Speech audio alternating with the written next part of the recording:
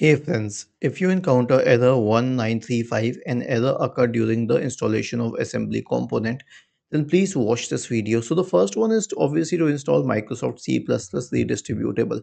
Why? Because if it is caused due to a missing file on the system, then Microsoft Visual C++ redistributable will have that file and it will be reinstalled.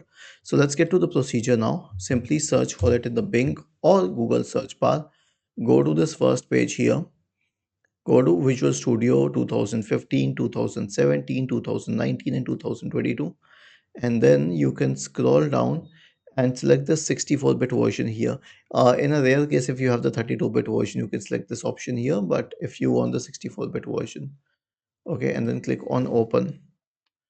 Okay, and then you can click on I agree to the license terms and then install. Was this helpful? If yes, then please subscribe to the channel, and if not, then let us know in the comment section of the video on how we could help you further.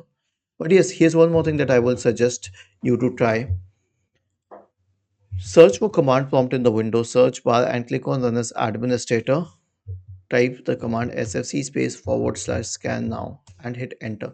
Now this will scan your system. It's called sfc scan. It will scan your system for missing and corrupt files, and it will uh, it will replace those files if possible.